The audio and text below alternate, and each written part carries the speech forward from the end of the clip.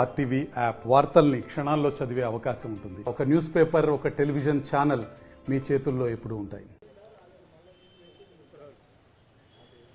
BRS నేత Huzurabad MLA పాడి కౌశిక్ రెడ్డిపై కరీంనగర్ 1 టౌన్ పోలీస్ స్టేషన్లో కేసు నమోదైంది.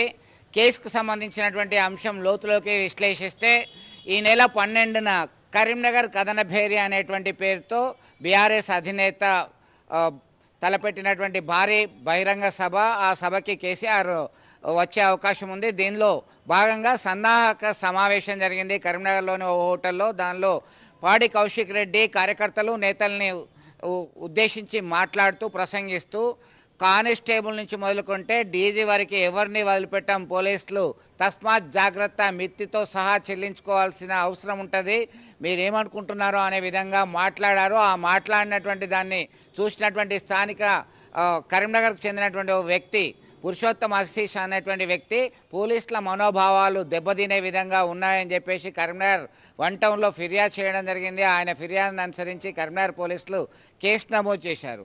అసలు కేసులు కొత్త కాదు, అదేంటో చూద్దామనేటువంటి కోణంలో ఇటు బీఆర్ఎస్ శ్రేణులు ఉన్నారు. మొత్తం మీద మరొక వివాదంలో కౌశిక్ రెడ్డి చిక్కుకున్నారనడంలో సందేహం లేదు. ఆయన ఏమన్నారో ఒకసారి చూద్దాం మనం. ఇవాళ మీకు పోలీసు వాళ్ళు కొంచెం ఇబ్బంది పెడుతున్న సబ్జెక్ట్ మాకు కూడా తెలుసు, కానీ వీళ్ళతో ఏం అయ్యేది లేదు, పీకేది ఏం లేదు. మళ్ళా మేము వచ్చిన తర్వాత బిడ్డ మిత్తితో సహా వసూలు చేస్తాం, జాగ్రత్తగా ఉంటుంది. జిల్లాలో ఉన్న పోలీసులు కూడా చెప్తున్నాం, మీరు చేస్తున్న ఇష్టం ఉన్నట్టు మీరు కేసులు పెట్టి ఇబ్బంది పెడతా ఉన్నారు, తస్మాత్ జాగ్రత్తగా ఉండుర్రా బిడ్డ.